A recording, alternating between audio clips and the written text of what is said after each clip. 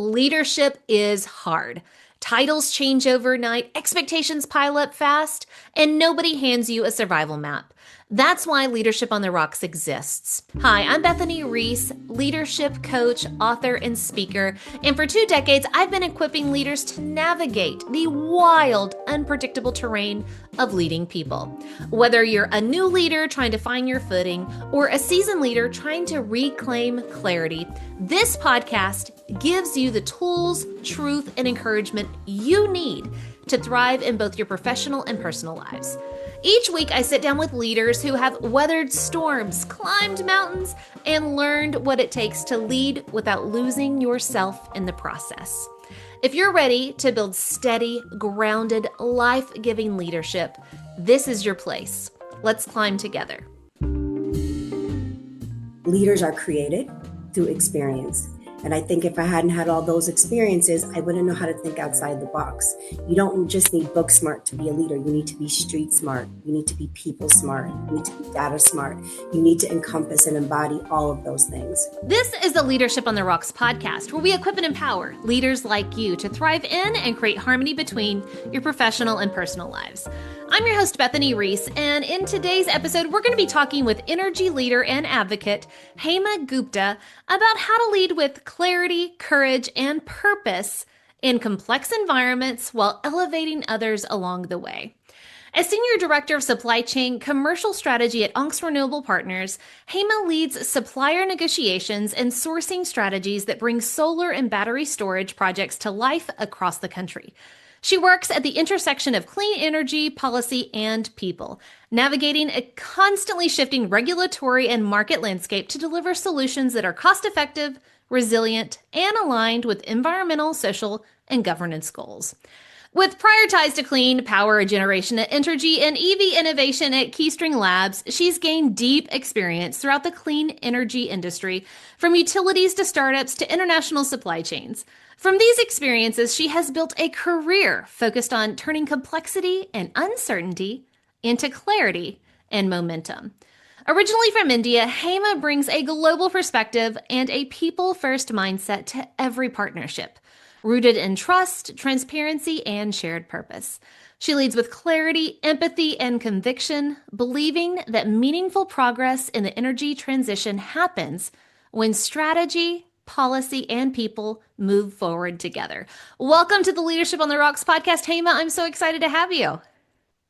Bethany, thank you so much for having me on your Leadership on the Rocks. I have been waiting for this. It's exciting. I think your platform has your heart in it, and it has the heart for leadership, and your ability to create real, honest conversations has made this such a meaningful experience for me. And I'm so grateful that you have shared this space with me. Well, thank you so much for your kind words. And I want to let the audience know. So you and I kind of run in similar circles, and I'm just gonna call a spade. We're friends in real life, in IRL, right? And the reason I wanted to have you on the podcast, I have seen you work a room, and I don't mean work it for politics, work it for networking. I have seen you at work events, at social events, and you are so amazing at doing what you just did, and it's lifting other people up. Like, girl, I mean, we're on here for 30 seconds, and I already feel so much better about myself. Like, that is just so natural for you to go and to build other people up. And that's why I wanted to have you on the podcast to talk about how you're so good at that and how can we get better. I think as leaders, that's part of our job. So talk to us, give us a little bit of background about how you stepped into leadership. And then I want you to give us the goods of how we actually build each other up. Yeah. And let me echo your sentiments, Bethany. When I first met you, I felt like it's someone I knew for a very long time. I felt very connected. I think you're a great listener, and I think you provide feedback. And for those of you that don't know, sometimes on my down days, I think Bethany might be a psychic or something, because she sends me a random text on like a random Tuesday. And it's like, hey, Hema, I wanted to uplift you today. And I swear it's at every single time I am not feeling well, or I'm having a day where I don't feel good about myself, or just something may have happened the night before. And Bethany always hits the mark when it comes to texting me. So I want to say, and calling me, thank you so much, for your intuition as a friend. And again, I'm just so grateful to have you in my life. Well, speaking on stepping into a leadership role. I obviously wasn't born into it, although it felt like it at times. I've always had to take the lead. Even as a kid growing up in India, back then, you kind of had to monitor yourself because your parents are so busy building this life for you. And, you're outside all the time with a bunch of different kids, lots of stories, and you kind of start to listen and pick up, on certain things that are happening in people's households and homes, and you learn from those stories, and you go home and you can relate to those stories. And I think growing up in another country, it's a lot more challenging because not everybody talks about everything. Lucky for me, I have siblings. We were always able to share the same space and talk. But I think you're always fighting for a spot also when there's so many people in the household. So I think because of that, I have always had to learn how to speak up for myself. Then I transitioned to coming to America. Big culture shock. I can only imagine. Yeah, and I think even coming from India didn't prepare me to be in such a diverse space, because in India I was just around my own people and there was a familiarity there. And then I had to kind of step into this new culture that I knew nothing about. I don't look like the people here or any of the people here because there was such a diverse group of people here. I was like, oh, well, where do I fit in? Um, I think the kids were not as kind as I thought they were going to be. At least that was my experience. My sister had a whole nother experience. She was Miss Popular. Everyone loved her from the second she came here. I think I had to really fight for my space and fight for who I wanted to be and speak up for myself. And I'm thankful for that because I had parents who always encouraged me to speak up for myself. And I found my group of friends, and I didn't know what I wanted to do. My dad's been in supply chain for over 30 years. He has a very successful import and export business. And I kind of watched him growing up, and that kind of like led me wanting to be in supply chain. I love how he took the challenges on. I love how he learned new things. I learned how supply chain is not just about buying things or shipping things. It's a end-to-end cycle of every single product and service in this world is a supply chain. And I Mhm. just thought that was so interesting, and that the world is endless in supply chain and limitless for me. And so I started about 15, 17 years ago in supply chain. And I started in energy as well. And I was always sometimes the only woman in the room. And that was kind of hard. There was not a lot of women supply chain leaders. And I obviously started off as a specialist one, and I had to kind of build my way to the top to be a senior director where I am today. I think I always had this thing about me where no job was too small for me. I didn't Mhm. care if my boss said, hey, get the coffee or set up the meeting room, or hey, I'm not going to lie. Back in the 1990s when I had my first job, I was asked to clean the bathroom because there was just not enough staff. And I never took it as, oh my God, I'm lower or lesser than anybody. I just figured these are the things, this is the process and the steps that I need to do. It might be different now. We're in a whole new age where I don't know how much hard work is valued, but I know these kids use their brain more than anything, and I can appreciate that. They like to work smarter, not harder. And I Mhm. love that for them because I'm finally have arrived at that place as well now in my career where I am challenged with being a leader in certain things, being a decision maker, looking at the bigger picture. And I also have to work smarter, not harder. I have to delegate. I have to pull things from different places. I have to use my relationships to close certain deals. I have to use my head to make sure I know what compliance is and what that looks like for my team, for our products, for our services, for our investors. It's a very, very big thing. I'll just say that leaders are created through Mhm. experience. And I think if I hadn't had all those experiences, I wouldn't know how to think outside the box. You don't just need book smart to be a leader. You need to be street smart. You need to be people smart. You Mhm. need to be data smart. You need to encompass and embody all of those things. Man, that's so good. I love it. You've kind of given us your life story, your arc, but I love how everything that you're doing today, and you're making such a huge difference. And if y'all don't follow her on social media, go follow her, and you're just going to see the influence she has, especially with women in the utility industry and things like that. But it started with your family. There's a lot going on, and you started noticing the room, who's in the room, what dynamics are in the room, what's going on with my family, other families. And it started with the power of noticing. And then after you were noticing the environment, you're like, where do I fit in? What can I bring to this? As you're trying to find or fight for your voice and your spot at the table of what you bring. And that's even before you started your professional life. Think about those lessons that you've learned. No leader wants hardship. no leader wants to go clean the bathroom, the menial tasks that, and thank you for sharing that of you did what was needed and you've learned lessons along the way that made you resilient. And now you're this resilient leader. How has your path, your journey, and the hardships along the way built that resilience and that hard work and that perseverance in you as a leader? I think for me, what I have realized is self growth is extremely important. When I see a challenge, I get scared just like everyone else. I get scared to do certain things, but I actually do the opposite. I lean into it. I say, hey, you know what? It's kind of like going on a roller coaster. Once you're on it, you're on it. You can't get off. You have to go all the way to the top and you have to come down. And that's exactly the mindset I prepare for when I'm faced with something. You know, 50% tariff hit overnight. What are we going to do with the project, right? We have to quickly pivot. We have to pull certain projects forward that have a higher probability. We have to use our relationships to maybe move some material in and negotiate for best pricing. Maybe we have to pay a little bit more because we need something and it's time sensitive. Like in my supply chain, well, especially the renewable industry right now as it stands, it is so much uncertainty. It is the tariffs are rising. It's 50%, it's 100%. It is, how are we dealing with foreign entities of concern? It can't be made in China. It can't be made in Russia. Well, how am I going to make this project work if I have to go and pick all these parts and pieces? But I have trained myself to thrive in those situations. And I think it's always been about self growth. I think it involves a lot of emotional intelligence. I think it involves having courage to lead in rooms that are not designed for you, right? But I'm here for it. We've been here before. All the energy industries experience it. We're going to go through our lows and then there are going to be highs. I think navigating the uncertainty is important. I think wanting to navigate the uncertainty is important and using I love to use my personal skills and merge them with my professional skills. I think it makes me a better professional. I'm like, hey, you know what? I remember I had a fight with a sibling when I was younger. And I remember we went toe to toe. But guess what?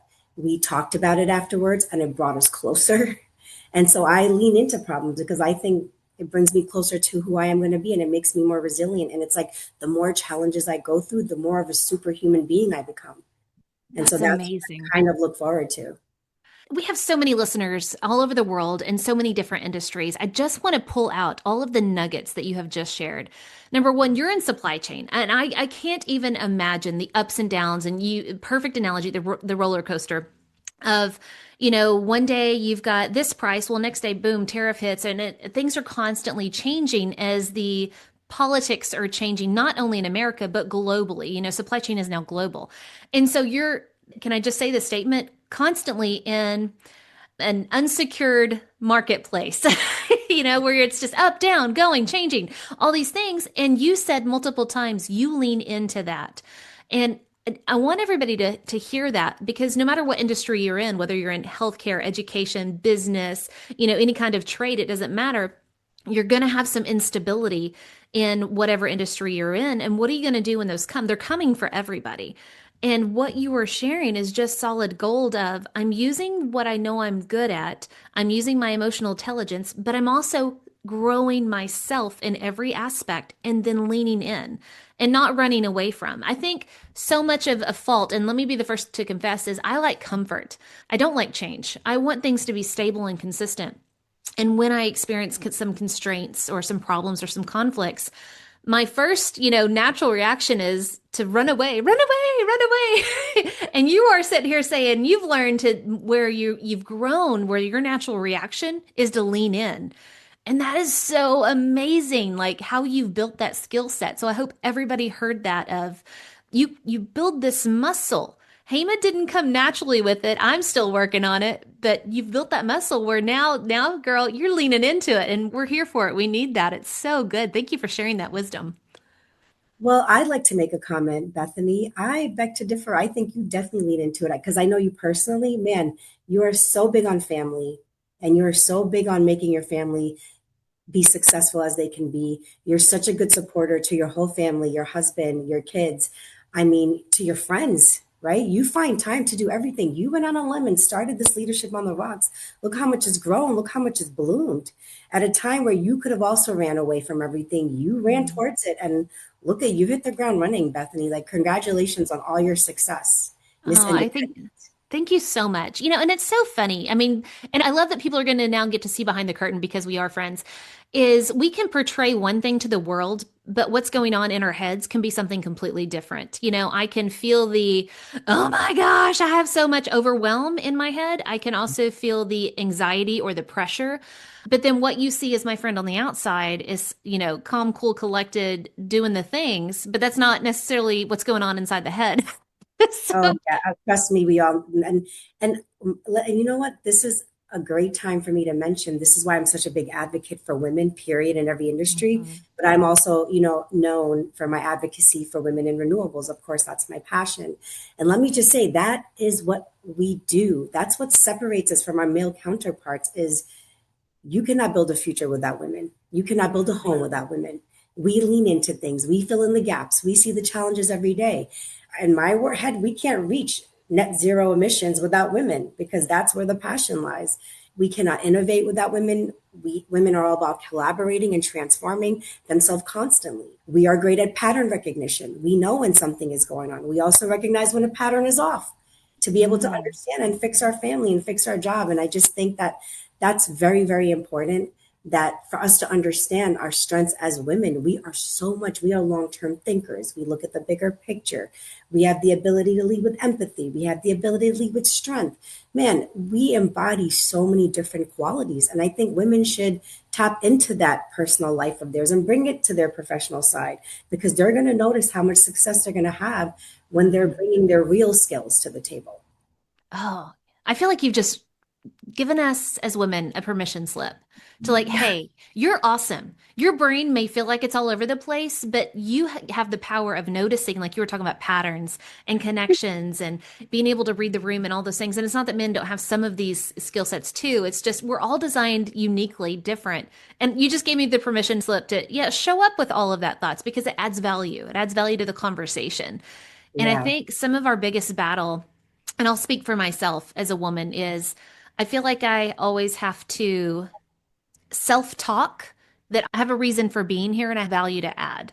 Versus it coming natural, I have to do more internal work to get to that point. And I feel like you were just like, no, here's your permission slip, just show up. Build that muscle where it's more natural. So thank you. Yeah, no, absolutely. I mean, and I've learned a lot from you, Bethany, right? Like I get inspired by you all the time, watch your podcast all the time. And I see you building your superhuman strength, taking in all this information, learning about the different industries and helping leaders navigate Mhm. through these things by letting them talk about it with you because you have so much insight. Like I love what you do for a living. Oh, thank you. I just feel like I get to learn all day. It's been amazing. And it has been just such a blessing and a joy to be able to have a platform where I get to learn and then, other people that come alongside also get to learn because that's the goal. Going back to point number one of what you said, self-growth. We're all here to get better. It's all about progress, not perfection. And, so let's dive into something because I want to go back to what I started off with of I have seen you. You're so amazing at how you connect with people. And I swear with like in seconds, you're able to get people talking about themselves. And so they immediately feel comfortable of, I don't know you or I just met you, and yet I feel comfortable enough to sit here and share all of my thoughts. And then you take whatever it is you've learned about them and you build them up even more. It's like you're constantly supercharging people's natural talents and abilities because you get them to share them. How in the world have you grown that skill set? Because I think it's important for all leaders. A leader is someone who is not just about getting people to accomplish tasks. You're building up your team and you are naturally gifted at that. How can we learn that skill set? How did you build that muscle of building others up? One, thank you so much for recognizing that. And you know what? I will take that compliment. I'm learning how to take compliments. We have a thing in our family now because there's so many girls that she's like, "Oh, your hair looks amazing." And we're like, "No, your hair looks amazing." We're like, "No, stop. Take the compliment." So Mm. thank you so much, Bethany. I will take that because I will tell you that is definitely a skill that I have that I now can obviously say, yes, I have that. I think Mhm. for me, it has never been about places and things. For me, it has always been about people. They're the people I learn from the most. I sometimes feel like my job on this planet is to meet as many as people as I can and take what I can from them so that, like I said, that superhuman, I needed to feed my soul. And I genuinely care for people. I genuinely want the best for them. I don't have any ill intent in my heart. I don't have a hidden agenda. If we're closing a deal together, I genuinely want both sides to get what they want. Am I pushing for a little bit from my side more? Yes, but I am very good about cost sharing and sharing the ownership and sharing the risks involved in a contract and everything that it takes. I do my commercial strategy just that way. And I'm in the business of doing business with good people. I want to quickly read you so I can know if you're a good person or not, because I am responsible for spending millions and millions of dollars of investor money. And I have to know where to put that money. And I don't just do business with people for products and services. I do business with good people that are ethical like me, people that care about labor issues like me, even though they're global. Our supply chain decisions impact their global supply chain. Mm-hmm. And I care about people that invest their money in doing all the right things. Are you investing in women? Are you investing in minority businesses?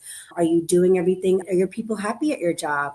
Let me see your safety culture. I think all of that embodies a company when I'm doing business. And I'm just like that with people. Like, I like to lean on the side of people are good. I know everything that's going on in the world has been tragic. It's been giving me and a lot of people anxiety. Um, but if we don't fight for the things we need, we're never going to get ahead. And I think Mm-hmm. all of that just involves people.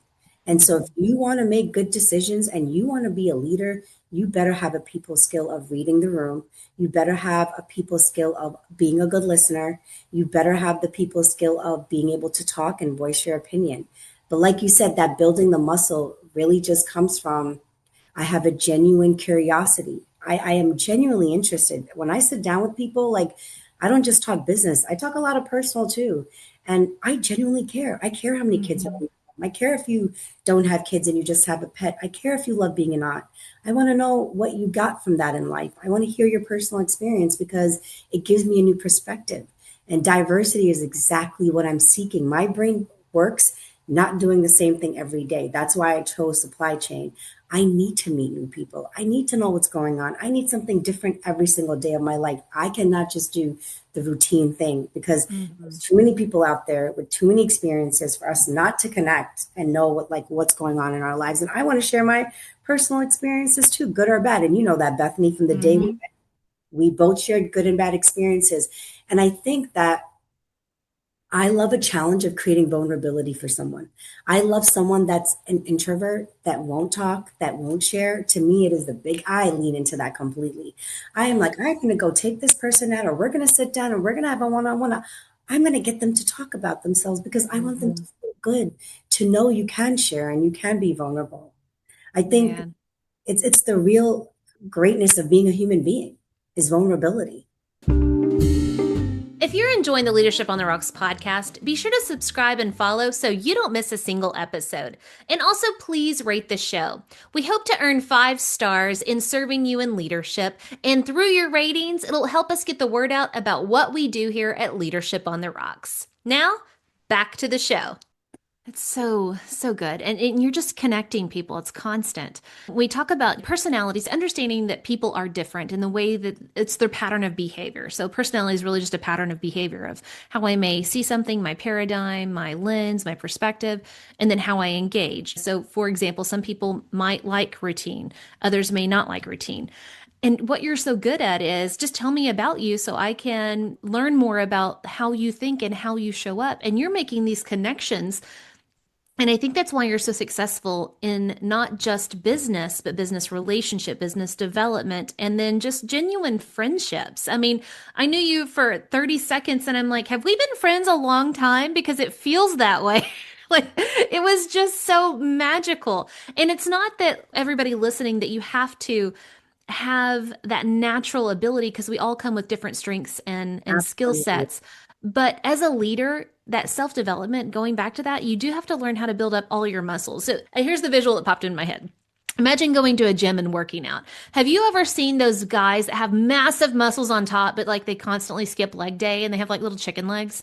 So as a leader, if we lean in so much into our strengths, we can actually overcompensate and we're becoming unbalanced as a leader. And so while yes, you bring people to the table that have different skill sets than you, so your team does it all, as a leader, you still need to grow in all these areas. So whether you're a people person like Hema, or maybe more an introvert like I am, who she brought me out of my shell, we got to grow in all of those skill sets so that you can engage with all kinds, because you as a leader are leading all kinds of people. I can't imagine how you engage with the entire world. You're constantly traveling, constantly meeting new people, and you're an amazing leader because of it. Exactly. I love how you just made that comparison with working out and focusing too much on one thing. And then that muscle is the biggest muscle. And then what about the rest of your body? And I think that's what it is. Relationships and connections are nourishment for the soul and the body. It goes everywhere. And I think, when I sat with you for the first time and I talked and I felt instantly connected, I was like, this is a good person. She just wants good for people. And she wants this podcast and her business to bring good to people, because good leaders have to lead people and make more leaders. And I know that's your end goal, is to make sure that everyone can have a transition into some type of leadership in their life. Absolutely. And speaking of, because you and I are both in leadership, growing professionally, and I don't feel an ounce of competition. As we think about anytime we engage, I also work with several other women. What do you think that is that's bringing about that connection where it's collaboration? Because I know sometimes I am going to generalize here, and maybe it's movie stereotypes, but you can, especially with women, you can get into that competition. Like there's only enough room for one woman at the table, and I want to be the one woman, so I'm going to take you down. And how do we get rid of that culture to where we're actually lifting each other up and for collaboration and growth?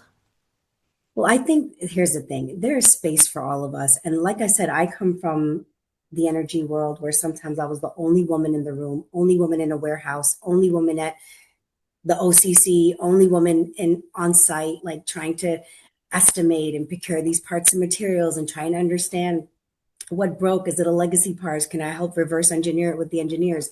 Where can I go? Can I source it from Korea? Can I get it from India?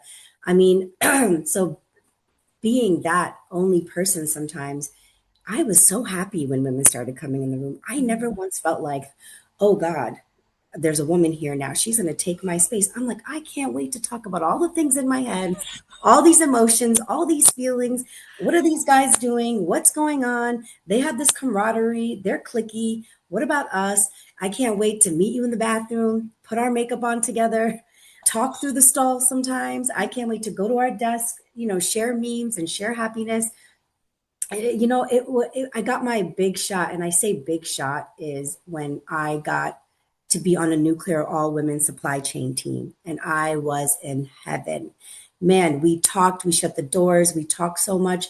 But I have to tell you, not only did we get the job done, we always did it before a deadline, and we always found a way to execute, and finding all these things that like no one can find. We were able to help other plants successfully nationally. We were able to show up for other plants, not only just ours. We had the best metrics on that plant. And it was no wonder. And I think they really started realizing, like, wow, we got to put more women in the room. And I was just so happy to be there. I mean, even now, I work for a company where we have a woman CEO, Mary Beth. She is amazing. She is a powerhouse. And underneath her are several women, our COO, our CCO, our CLO, all women that I really relate to. And I love just being able to pick up the phone and call them, not just for work, but for personal things too. And for connections, like, hey, I know someone that's looking for a job, or hey, I know someone that wants a mentor, or hey, and they never say no. They always show up. We attend women conferences together where there's all women. We felt like we were in heaven for 4 days, by the way. We're like, oh my God, we're all safe. We're not in danger. We could do anything here. So I've never been a person that's been threatened by women. I have a very strong mother. I have a very strong aunt. I have lovely cousins and sisters that I adore. I've always seen women as a strength. I have never been jealous. I have never, ever felt like I'm in a race. And you know what? If something is not meant for me and it's been taken away from me and given to someone else, God has a better plan for me. That thing was not meant for me. So please come and take it, and take it off my plate so that this new blessing can come in. That's exactly how I feel around women. I love them. I adore them. And I think they're just powerhouses. Man, you know what you're reminding me of it's a humble confidence that you're stepping into. And it's so funny because everybody's going to hear this at the end, but whenever I asked if you had a Bible verse, Esther first came to your mind, where her cousin Mordecai, Esther, if you don't know the Bible story, has become queen, and the her people, the Jews, are going to be persecuted, and her cousin Mordecai is pretty much saying, "Hey, you've come into your royal position for such a time as this." And the plan is, God doesn't make mistakes. You've come into wherever it is you've been planted for such a time as this. And it's calling out the courage, the influence, and everything that you just said. It just exudes a confidence of, I was made for such a time as this, to serve or to walk away from. If that thing is not meant for me, it is okay. It does not define me. It's not who I am. I'm meant for something else. I am here for such a time as this. And I just, for any person listening, whether you're man or woman, it is like, I want that humble confidence of, I am made for such a time as this. I am meant to be here, or I'm meant to walk away from here, like knowing where that is. So can you share, just pull back the curtain a little bit on some maybe setbacks or setups for you in your leadership, where you stepped into a situation that maybe was negative or maybe it was positive, where you thought, I was made for such a time as this, and it actually grew your leadership? Great question, Bethany. I've had many setbacks. That's why I'm in this chair today, because if I didn't, then I wouldn't be able to speak to the experience. I think a big setback that I had here was when I was in junior high school. And I always go back to this story with everybody. I was bullied as a kid, Mm. and I was a vegetarian, and so I didn't eat meat. And so the kids were putting meat in my book bag every day. If I would go to the bathroom, they were putting meat in my locker. I would literally Mm. open the locker, and there were like pieces of ham, pieces of beef, everything. And I never shared that with my parents because I knew they were experiencing something very similar coming to this country and trying to make a way for us. My mom has two jobs, my dad has two jobs, and I'm like, how could I go home and tell them about this? I mean, it's a big deal to me. It's traumatizing, but I'm just going to make them more stressed out. And so, like, I literally just went up to those kids, when I finally figured out who it was. And I like explained to them, I was like, you ruined my book bag. We just came to this country. We don't have a lot of money. And like now I have to like hand wash my book bag, get all this smell out. You ruined my locker that I spent like 2 hours cleaning out that day just because of the smells and Mm. how it got crazy. I was like, you guys make fun of me every Halloween. You dress up with masks that are me, like it's really hurtful. I was like, but you know what? I've learned from you that I'm better than this. And this is just a moment in time. And one day I'm going to grow up and I'm going to have a great life and I'm going to have a family and I'm going to have this and that. And life is going to be beautiful for me. And you're going to look back at this and you're going to regret this. And this is going to be something, this is a story you will never be able to share with your children. This is not something you're going to speak proudly of.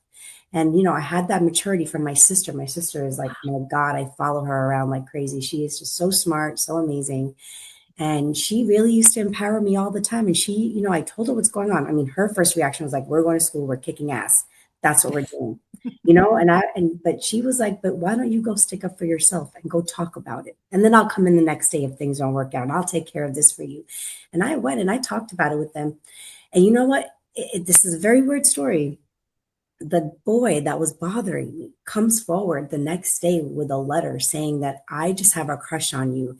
And I don't think I knew how to act around girls. And I thought by bothering you and doing these things to you, I was getting your attention. And I'm just so sorry that I did these things to you and that I participated with the other kids. And will you go to the prom with me? Or it was some dance that was coming up. Yeah. It was just so confusing to me. I got even more confused by this whole situation.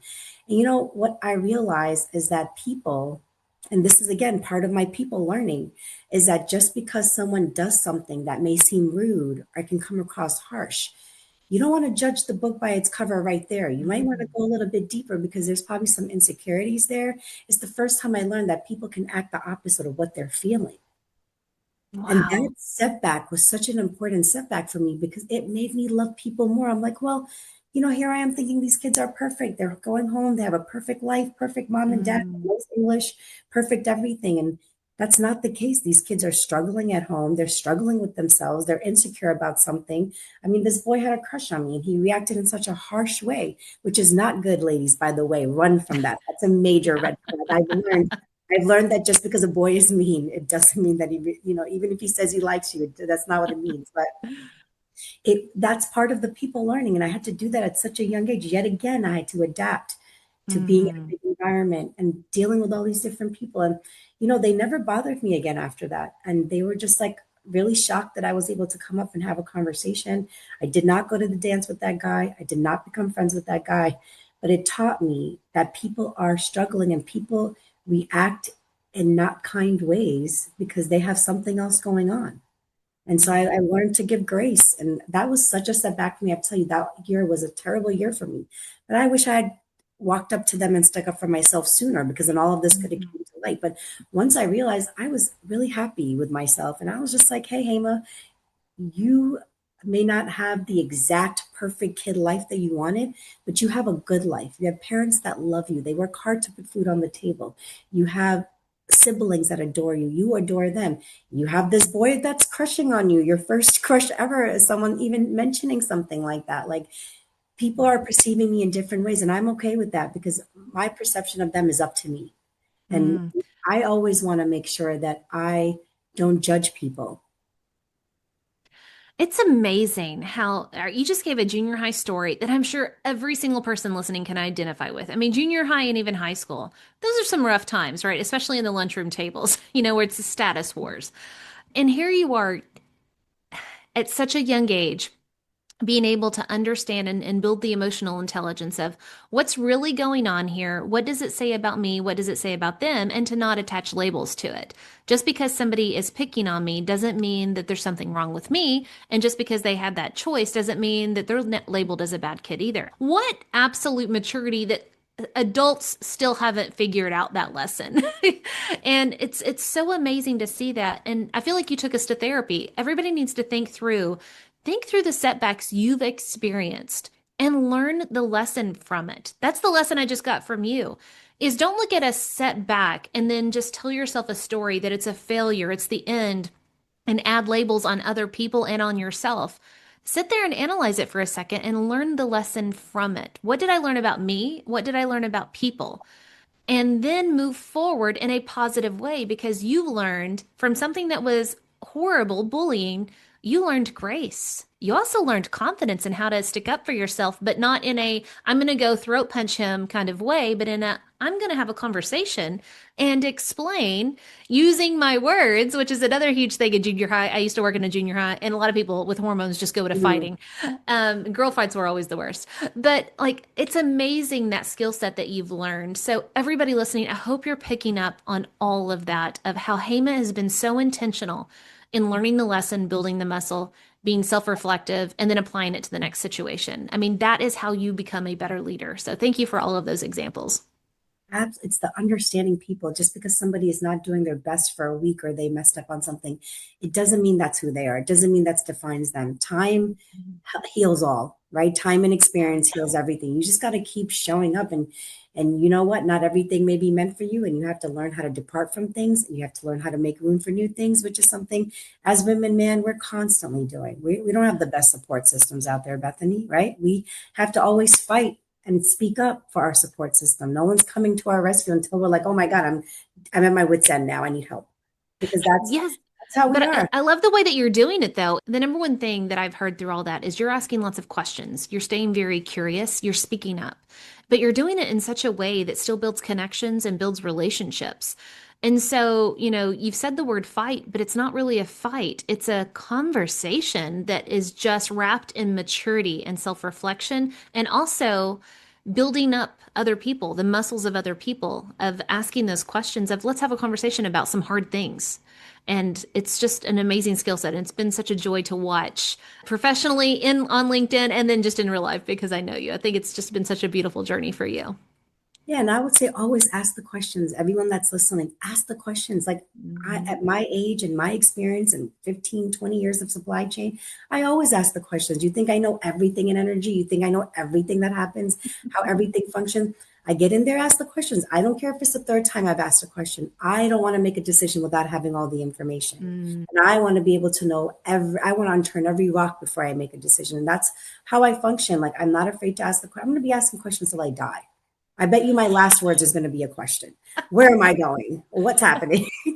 Oh, That's what I always say. Ask and That's the same thing with people. When you Mm, meet people, ask them questions. Don't be so quick to just jump and start talking about yourself. It's great to talk about yourself, but like ask questions. How are they doing? Where are they from? What's yeah. going on? What did they eat for dinner? I ask all the questions. That's how I get to know people's patterns, habits, and who they really are. You know what I feel like? I feel like as you're sharing all of that, number one, you have the courage to admit, I don't have to know everything. I can ask questions. But when you ask questions, guess what you're gaining? You're gaining clarity. You're gaining clarity on, like you were talking about earlier, the person's heart, the person's intentions, the person's story, their skill sets, and all of those things. So you have the courage to ask the question, you're gaining the clarity, and it teaches you how to navigate the complex environment in which you're in, whether it's a complex people environment or a complex supply chain or business industry environment. You're learning how to navigate that better. And it's so amazing. So, Hema, as we kind of wrap up, I mean, you've shared so much of just your story. We're so thankful for and the lessons that you've learned. But what would you say are some key takeaways for our listeners that they need to apply in their own leadership? What are those key takeaways? I would say always stay engaged, always give grace, always be open hearted, and don't be afraid to ask the questions for what you don't know. And definitely get to know people and get to know what you're doing and what you're working on before making major decisions. Rome was not built in a day, and that holds true for everything. But I would say the biggest thing you could do is have a clean heart Mm, and good intentions, and people will feel that. You know, and I'm a very big believer in continuing education on anything. I don't care if you like makeup, you like shopping, you like guys, you want to know how to communicate. Whatever your thing is, learn about it. Try to become that subject matter expert in something. It feels good to know and it gives you more confidence and clarity to know, hey, you know what? I have this knowledge. Even now, my manager and I talk all the time like, hey, you know what? I need to polish this skill. I need to polish that skill. I need to learn a little bit more about this. What are you thinking for yourself? It's about having those open conversations. And the key takeaway is, guys, connections, connections, connections is mm, everything. Don't ever be afraid to help someone. I want to help people more than ever. I have counterparts in supply chain and utility and CNI everywhere that are like, hey, Ma, I need to solve for this. What do I do? Hey, you know what? I got a guy for that. Hey, Ma, I need to do this. And I'm like, hey, you know what? I got a guy for this. This is why I built my network. It is mm, my treasure that I don't mind sharing with anybody. So I would say, mm. whatever you get, paid forward. Trust Oh, me, always paid forward. it's so good. I feel like I'm walking away with stop doing it alone. Go out, build your network, connect with people, learn about them. And before you know it, you're just going to have this amazing community surrounding you where you don't feel alone. You don't feel like you have to know it all. And as you said, I know a guy. I love I it. know a guy. Yeah. Call me. So let me ask you the opposite now. You just gave us a wonderful list, very people focused of how to grow in our leadership, the key takeaways. It was very focused on people. What is one poor decision that you would warn our leaders to avoid? Like, don't do this one thing. Come on, leader, you're better than that. What is one poor decision we should avoid? I would say the thing not to do is get stuck in your ways. If you're a leader, do not be stuck in your ways. Know the strengths and weaknesses of your people. Know what task makes them happy. Know what tasks they cannot do and they're not good at. If you want to keep a consistent team, you have to know your people. And I would say, don't be afraid to reinvent the wheel, right? There's more than one ways to do something. We're not in the 90s anymore. You know, it's hard for me to make change. I talk to my analysts and engineers all the time, and I'm like, oh my God, how do I do this? Or I don't, you know, I'm a strategic thinker. That's what I do. It's what I'm good at, people and relationships and strategic thinking. Supply chain is my world, but this younger generation, they know a lot more how to use those tools to help you make better decisions. So don't be Mm. afraid to lean into that. And don't be afraid to use people from every generation to make you successful. We all need each other. So, Absolutely. Man, that's generational advice right there. Well, Hema, you've been fabulous. Where can the listeners go to connect with you and just continue to learn from you? yes, please follow me and connect me on LinkedIn. And if you have any questions, my door is always open. That's my motto. You might have to ping me a few times because sometimes I get like 150 messages because I'm such a people person. But my promise is I will get back to you. I get back to everyone. So please, if you want to connect with me, you want to learn more, you want to talk supply chain. Mhm. I do love procurement personally and professionally. So if you just want to talk about shopping, that's amazing. But if you want to talk about real supply chain challenges, that's I'm your girl for that too. But please, my door is open for anything. And if you need something, I got a guy for that. Well, I have a good, I'm sure she does, y'all. Absolutely. She is a blast to just be connected with in real life, but LinkedIn, she shares some amazing things too. So be sure you follow her, and I'll have the link in the show notes. So, Hema, thank you so much for being here. It's been wonderful. thank you, Bethany, and keep doing what you're doing. You're empowering people and learning people, and we appreciate you for that. Oh, thank you so much. All right, guys, until next time, continue putting in the work of building your life and leadership on the rocks, the essential rocks. God bless.